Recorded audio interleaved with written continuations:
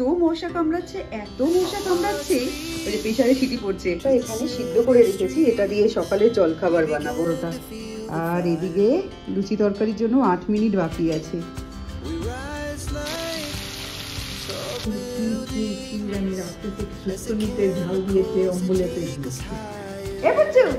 নানি খায়, নানি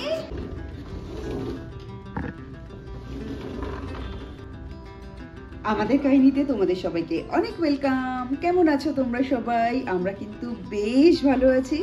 আর পুনে থেকে ঠান্ডাটা একদম চলে গেছে, একটুকুও ঠান্ডা নেই। এটা যে ঠান্ডা সিজন পুনেতে থাকলে সেটা বুঝতে পারবে না। আর জানো তো কালকে রাতে কি হয়েছে? কালকে রাতে আমরা ঘুমিয়েছি, এত মশা কামড়াচ্ছে, এত মশা কামড়াচ্ছে, ওই যে প্রেসারে সিটি পড়ছে। সকালের খাবার বসিয়েছি, আজকে সকালে বানাচ্ছি কর্ন পালক।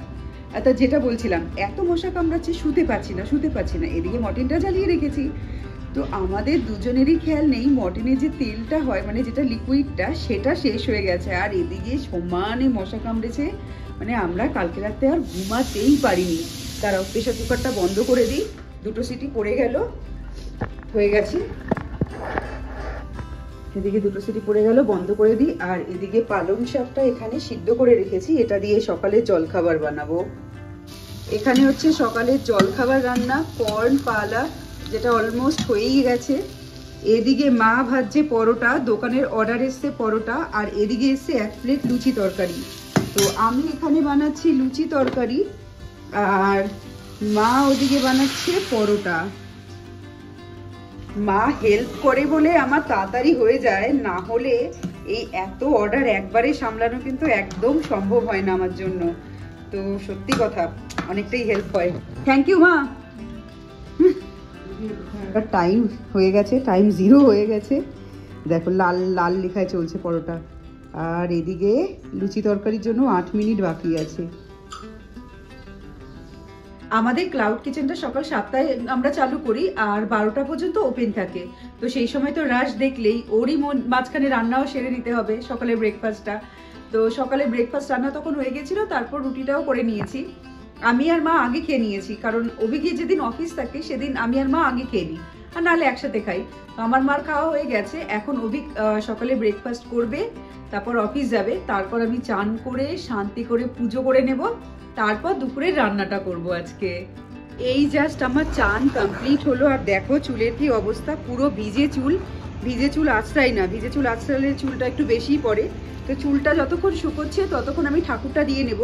এই ওষুধের পর আজকেই প্রথম ঠাকুর ধরবো। তো ঠাকুরের ওখানে যে পরিমাণে নোংরা অবস্থা হয়ে রয়েছে কাপড় ঠাকুরগুলো, সেগুলো সব আজকে পরিষ্কার করব, তারপরে ঠাকুরটা দিয়ে দেবো।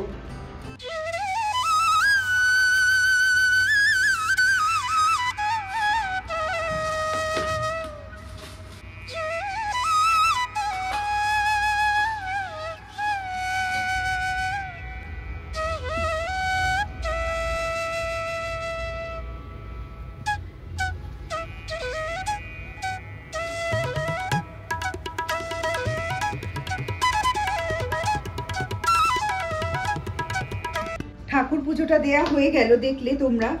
আর ওদিকে জামা কাপড়ও কাচা হয়ে গেছে, মা জামা কাপড়গুলো সব মেলে দিয়েছে। আর এখন যাব রান্নাঘরে, আজকে একটা মাশরুম দিয়ে ভালো রান্না বানাবো, সেই রান্নাটা তোমাদের সাথে শেয়ার করি। আর মাশরুম কিভাবে পুরো পরিষ্কার করতে হয়, মাশরুমের গায়ে একটু নোংরা থাকে না, সেটা কিভাবে খুব ভালো মতো পরিষ্কার হয়, সেই টিপটাও তোমাদের দেবো। চলো। এই যে সব জামা কাপড় এখানে মা মেলে দিয়েছে, মেলে দিয়ে গেছে চানে। তো এই যে মাশরুমটা নিয়ে এসেছিলাম এই রোববার দিন। এরকম মাশরুম তোমরা যদি কেনো, তাহলে এইরকম মাশরুম কেনো, বা যাই মাশরুম কেনো না কেন, সব মাশরুমই সেম ভাবেই হয়। আমি বেসিক্যালি এই গোল গোল মাশরুমটাই খাই। অনেক রকম মাশরুম পাওয়া যায়, কিন্তু আমার এই মাশরুমটাই খেতে ভাল লাগে। আর দেখো এই যে কালো দাগগুলো লেগে রয়েছে না, এইগুলোই ভালো মতো ক্লিন করার উপায় বলছি।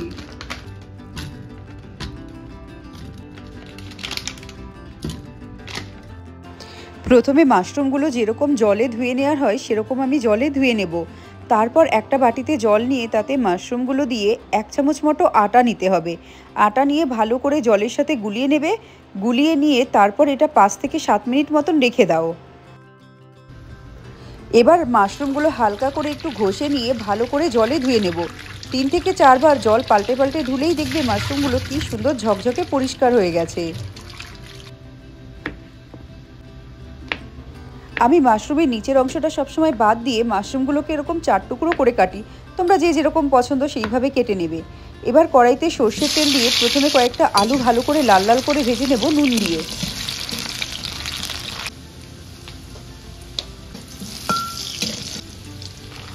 এবার আলুগুলো তুলে নিয়ে এই তেলেই দিয়ে দেবো মাশরুমগুলো। মাশরুমে দেবো পরিমাণ মতন লবণ আর দেবো সামান্য হলুদ গুঁড়ো আর একটু কাশ্মীরি লাল লঙ্কা গুঁড়ো দিয়ে মাশরুমগুলো খুব ভালো করে ভেজে তারপর তুলে নিতে হবে।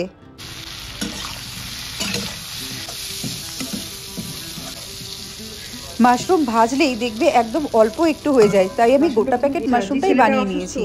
এবার এই কড়াইতে তেল দিয়ে গোটা জিরে, একটা শুকনো লঙ্কা আর একটা তেজপাতা ফোড়ন দিচ্ছি। দেবো একটু পেঁয়াজ কুচি। পেঁয়াজগুলো যতক্ষণ হালকা হালকা ভাজা হচ্ছে ততক্ষণ মশলাটা তৈরি করব। তো মিক্সিতে পেঁয়াজ, আদা, রসুন, কাঁচা লঙ্কা আর একটু টমেটো দিয়ে ভালো করে পেস্ট বানিয়ে নেব। পেঁয়াজটা যখন ভাজা ভাজা হয়ে যাবে দিয়ে দিলাম এই মশলাটা আর দেবো সামান্য হলুদ গুঁড়ো আর কাশ্মীরি লাল লঙ্কা গুঁড়ো। এবার মশলাটা খুব ভালো করে কষিয়ে নেব। মশলাটা কষাতে কষাতে যখন শুকিয়ে আসবে আর তেল ছেড়ে দেবে তখন এর মধ্যে ঘি দিলাম, ভাজা আলু আর মাশরুমগুলো দিয়ে দিচ্ছি আর দিচ্ছি একটু মটরশুঁটি। এবার খুব ভালো করে কষাতে হবে। সব কিছু ভালো করে কষিয়ে নিয়ে পরিমাণ মতন জল দিচ্ছি ঝোলের জন্য। এবার ঝোলটা একটু ফুটলে এখানে আমি গুড় দিচ্ছি, তোমরা চিনিও দিতে পারো। দিলাম সামান্য গরম মশলা গুঁড়ো আর ধনেপাতা কুচি। এবার আমি একদম মাশরুমটাকে শুকনো করব। আমার কিন্তু মাশরুমে ঝোল থাকলে ভালো লাগে না, একদম শুকনো হলেই খেতে ভালো লাগে। আর এটা তৈরি হয়ে গেছে। তো এই যে রেডি হয়ে গেছে আমাদের গরম গরম মাশরুম। আর আজকের লাঞ্চের মেনু একবার দেখিয়ে দিই। লাঞ্চে আছে ভাত, উচ্ছে আলু সিদ্ধ আর পেঁয়াজ কলি আলু ভাজা। মা আর আমি খেতে বসবো। মা এখানে বসে গেছে, মার খিদে পেয়ে গেছে, আমারও খিদেটা খুব পেয়েছে। সময় অনেক হলো, রান্না করতে করতে লেট হয়ে গেছে, এখন আগে খেয়ে নিই।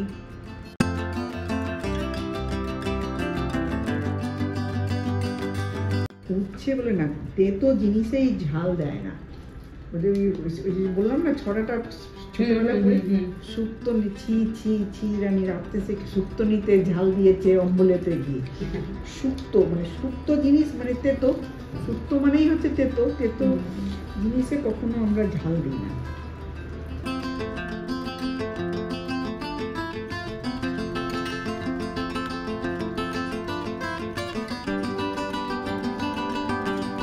नानी का है नानी, ए बच्चू नानी का है नानी।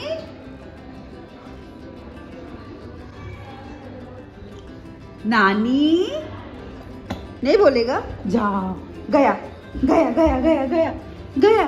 कौन लेगा इसको, कौन लेगा, कौन लेगा, कौन लेगा, कौन लेगा, ले ले ले ले ले ले।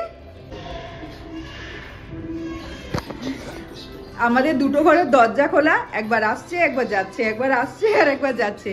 আর মা এখানে বসে বসে সবজি কেটে দিচ্ছে। এই যে ও আসছে, একবার করে উকি দিচ্ছে নানি নানি, আবার দৌড়ে দৌড়ে পালাচ্ছে, মানে মজার খেলা পেয়েছে।